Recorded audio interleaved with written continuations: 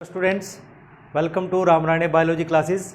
रामरायणे biology classes में आपका स्वागत है। स्टूडेंट्स, हम कर रहे हैं fundamental unit of life the cell और आज का हमारा है पार्ट 3 सेशन। और बच्चों, प्रीवियस जो सेशन हमारा रहा उसमें हमने ये स्टडी किया था कि हमारे पास जो सेल की शेप होती है, जो साइज़ होता है, जो नंबर होता है, वो कैसे वेरी करता है फ्रॉम ऑर्गेनिज्म टू ऑर्गेनिज्म। और आज का जो हमारा पार्ट 3 का टॉपिक रहेगा बच्चों, this is about the you can से जो ऑर्गेनिजम्स हैं उसके अंदर दो तरह के सेल्स होते हैं, या तो प्रोकैरियोटिक सेल वाला होगा, ठीक है ना, या वो यूकैरियोटिक सेल वाला ऑर्गेनिज्म होगा, ठीक है ना। अगर ऑर्गेनिज्म के अंदर प्रोकैरियोटिक सेल है तो उन ऑर्गेनिज्म को हम प्रोकैरियोट्स कहते हैं नॉर्मली, और जिन ऑर्गेनिज्म के अंदर यूकैरियोटिक सेल्स प्रेजेंट होते हैं उनको हम यूकैरियोट्स कहते हैं। तो let us start our today's session about the prokaryotic and eukaryotic. और बच्चों, अगर आपको ये सेशन अच्छा लगे तो मेरे चैनल को सब्सक्राइब करें, लाइक करें और दूसरों के साथ शेयर जरूर करें। चलिए आज का सेशन बिगिन करते हैं कि जो ऑर्गेनिज्म है on the basis of the complexity, कि कॉम्प्लेक्सिटी के बेसिस पे हम उसको डिवाइड कर सकते हैं, या तो वो प्रोकैरियोटिक सेल हो सकता है या यूकैरियोटिक सेल वाला हो सकता है, कि उसके अंदर या तो यूकैरियोटिक सेल प्रेजेंट होगा ऑर्गेनिज्म के अंदर या प्रोकैरियोटिक सेल होगा। तो अब बात कर लेते हैं कि प्रोकैरियोटिक सेल होगा, प्रोमिस जो बहुत एंशियंट हो, बहुत पुराना हो। इसका मतलब क्या हुआ कि ये ऐसे सेल्स होते हैं ऑर्गेनिज्म के अंदर जिनके अंदर न्यूक्लियर मेम्ब्रेन नहीं होती। न्यूक्लियर मेम्ब्रेन का मतलब कि जो जेनेटिक मटेरियल को कवर करे। इसका मतलब क्या हुआ कि जो प्रोकैरियोटिक सेल होंगे इनका जो न्यूक्लियर मटेरियल है it is directly present in the cytoplasm. जैसे आप यहाँ पे ये डायग्राम देख पा रहे हैं, इस डायग्राम से आप देख लीजिए कि ये साइटोप्लाज्म है। क्या है? साइटोप्लाज्म। और ये इसका जेनेटिक मटेरियल है, ठीक है ना, जेनेटिक मटेरियल है, ठीक है बच्चों। अब आप देख रहे हो कि ये डायरेक्ट साइटोप्लाज्म के अंदर है, मीन्स यहां कोई न्यूक्लियर एनवलप नहीं है जो साइटोप्लाज्म से इसको अलग करे, ठीक है ना। और इनका जो साइज होता है it is generally 1 to 10 micrometre, small size के होते हैं।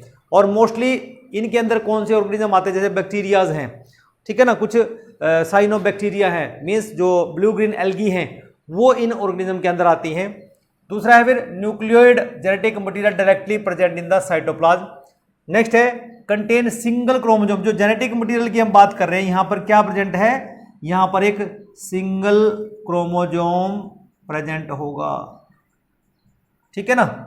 और do not contain membrane bound cell organelle, जैसे माइटोकॉन्ड्रिया की हम बात करते हैं, एंडोप्लाज्मिक रेटिकुलम की बात करते हैं, गोल्जी कॉम्प्लेक्स की हम बात करते हैं, लाइसोसोम्स की बात करते हैं। These all are absent in prokaryotic cell, ये इनके अंदर प्रेजेंट नहीं होगी। इवन जो न्यूक्लियोलस है वो भी अब्सेंट होगा।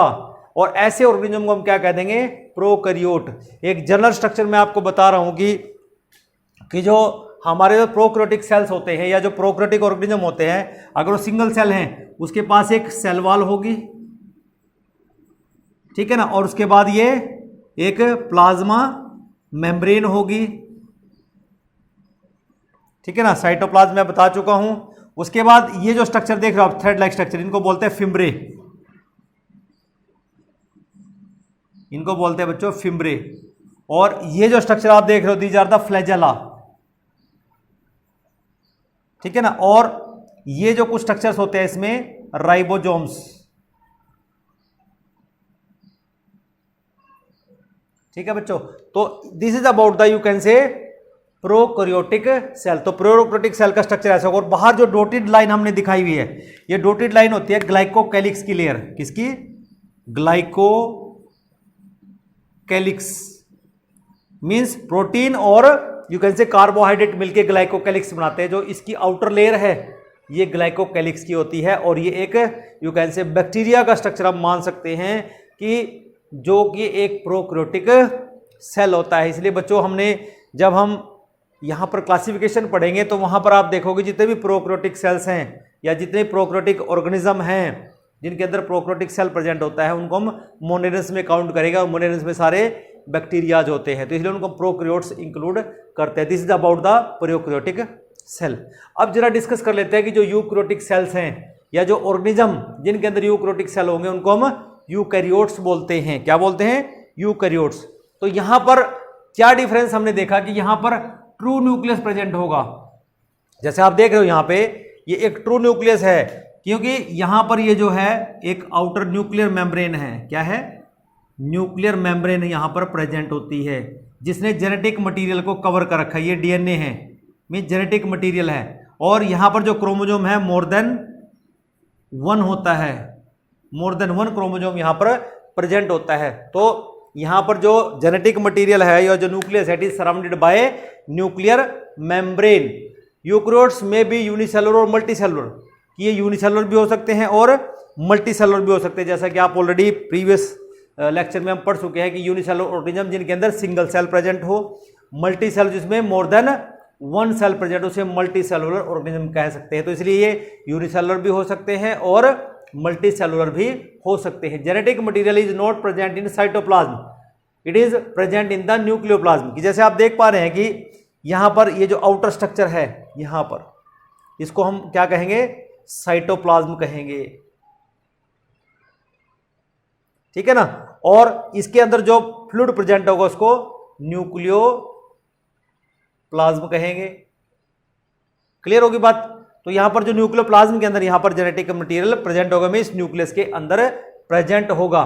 कंटेन मोर देन 1 क्रोमोजोम, एक से ज्यादा क्रोमोजोम यहां पर प्रेजेंट होते हैं, वो वेरी करता है, पेयर्स में होते हैं। न्यूक्लियोलस इज प्रेजेंट, तो यहां पर न्यूक्लियोलस हमने दिखाया हुआ है, तो ये न्यूक्लियोलस यहां पर प्रेजेंट होता है, ठीक है बच्चों।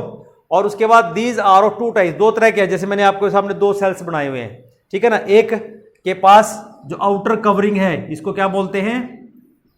प्लाज्मा मेम्ब्रेन है, आउटर कवरिंग। लेकिन यहां पर इसमें देख रहे हैं ये हमारे पास आउटर क्या है? सेल वॉल है, और इनर क्या है? प्लाज्मा मेम्ब्रेन है, ठीक है ना। और दोनों में क्या डिफरेंस आप देख पा रहे हो कि न्यूक्लियस यहां भी प्रेजेंट है, सॉरी डिफरेंस क्या है? यहां पर लार्ज वैक्यूल प्रेजेंट है, यहां पर स्मॉल वैक्यूल प्रेजेंट है। ये स्मॉल वैक्यूल है और यहां पर लार्ज वैक्यूल है। इसका मतलब क्या हुआ कि प्लांट सेल में और एनिमल सेल में भी डिफरेंस होता है बच्चों, कि जो प्लांट सेल है उनमें सेल वॉल होती है, एनिमल सेल में सेल वॉल नहीं होती, ठीक है ना। यहां पर जो लार्ज वैक्यूल प्रेजेंट होता है, इसमें एनिमल सेल में लार्ज वैक्यूल नहीं होता, स्मॉल वैक्यूल होगा अगर होगा तो, ठीक है ना। बाकी की जो ऑर्गेनेलिज हैं दे आर वेरी सिमिलर। एक जो मेजर डिफरेंस आप देख रहे हो कि यहां न्यूक्लियस क्या है? सेंट्रली प्रेजेंट है, यहां पर साइड में चला गया, ये पेरिफेरली यहां पर प्रेजेंट होता है। दूसरा, यहां पर माइक्रोट्यूब्यूल्स प्रेजेंट होती हैं, मींस, लेकिन यहां पर सेंट्रियोल प्रेजेंट होते हैं। सेंट्रियोल का मतलब होता है कि जो न्यूक्लियस डिवीजन में हेल्प करते हैं। लेकिन प्लांट सेल के अंदर न्यूक्लियो जो सेंट्रोजोम्स होते हैं दे आर एब्सेंट, उनकी जगह पर वहां पर माइक्रोट्यूब्यूल्स प्रेजेंट होती हैं which help in the you can say division of the cell. बाकी के जितने भी ऑर्गेनेलिज हैं आप देख पा रहे हैं, यहां पर माइटोकॉन्ड्रिया भी है, एंडोप्लाज्मिक रेटिकुलम भी है, गोल्जी कॉम्प्लेक्स भी है, ठीक है ना। और ये जो डॉट लगे हुए हैं दीज आर राइबोसोम्स। क्या है? इनको हम राइबोसोम्स बोलते हैं, दीज आर राइबोसोम्स। तो इस तरह से हम बच्चों डिफरेंशिएट कर सकते हैं कि ये एनिमल सेल है, ये प्लांट सेल है। यहां पर जो यूकैरियोटिक है, दोनों यूकैरियोटिक सेल, ठीक है ना, दोनों ही यूकैरियोटिक सेल है, क्योंकि दोनों के पास क्या है? Membrane bound nucleus is present. और दोनों के अंदर हम क्या देख रहे हैं कि मेम्ब्रेन बाउंड ऑर्गेनेलिज हैं, ठीक है ना। और यही पहचान है हमारे पास एक यूकैरियोटिक सेल की। लेकिन फर्दर आपसे क्वेश्चन यहां पूछ सकते हैं कि what are the differences between animal cell and plant cell, ठीक है ना।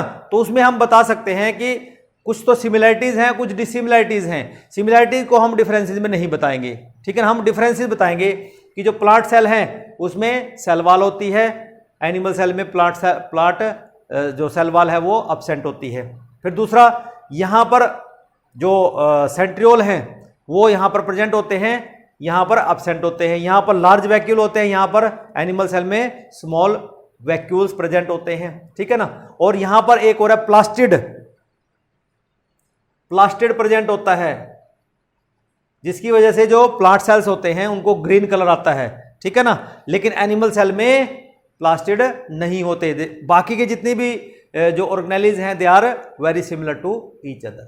तो बच्चों इस तरह से आज हम देख पाते हैं कि जो हमारे पास प्रोकैरियोटिक सेल्स है और जो यूकैरियोटिक सेल्स हैं वो कैसे होते हैं, और जिन ऑर्गेनिज्म के अंदर यूकैरियोटिक सेल प्रेजेंट होंगे उनको हम यूकैरियोट्स कहते हैं। आज के सेशन में बच्चों हम इतना ही करेंगे। अगला सेशन जो हमारा रहेगा that is about the you